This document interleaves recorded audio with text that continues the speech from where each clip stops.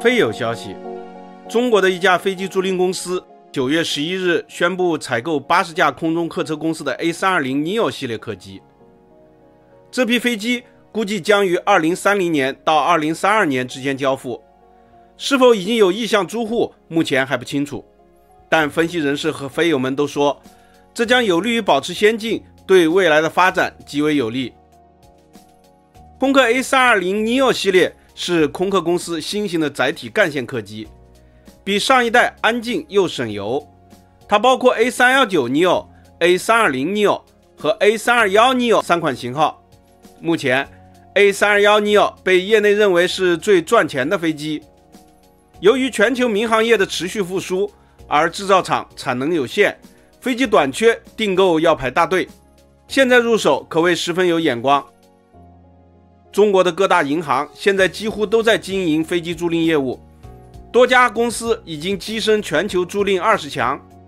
这主要是因为中国现在已经是全球第2经济强国，许多国有银行都在全球500强的序列中占据前列，资金实力非常的雄厚，一甩手就能买80架，经营飞机租赁事业底气十足。飞机租赁不是简单的放租，它具有鲜明的行业特征。这个特征就是航空业需要的资金太大，银行没有办法不参与其中。一架空客 A320neo 的目录价格超过了1亿美元，航空公司往往是银行最大的客户。交通是人类的基本需求，经营技术又相对简单，所以银行也喜欢这样的客户，愿意提供资金予以支持。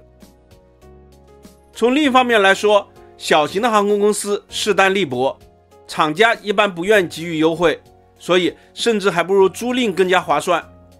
比如说，他们要是单独采购一架波音737 MAX 8，可能需要8500万美元，而租赁公司上百架的购买时，往往每架只要5000万美元。除了多买多打折之外，还因为租赁公司是大客户，实力雄厚，厂商也比较放心。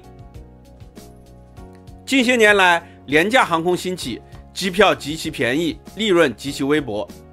航空公司引进飞机大多采取租赁的方式，因此租赁公司的生意都非常好，经常上家还没有到期，下家就已经排上了队。其实这样也是等于拉银行入股，共担风险，有利于实现4两拨千斤。一些大型的租赁公司因此现在已经拥有上千架飞机的产权，从实际拥有的角度来说，规模要远远大于任何一家航空公司。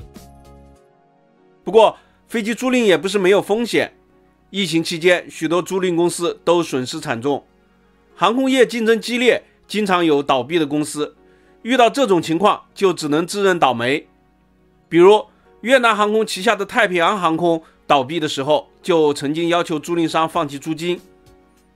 飞机租赁有很多也是跨国操作，涉及到的政治等因素较多，而有些国家相对不讲道理，也会造成损失。比较著名的案例就是俄罗斯扣押了400多架租赁商的飞机。不过总体来说，飞机放租的收益还算比较稳定，只要市场有空间，只要是好飞机，经常就会一租而空。例如现在波音737 MAX、波音787、空客 A320neo 和 A350 系列都很受欢迎，而俄罗斯的 MC21、图214和超级100等却一直没有租赁商愿意经营。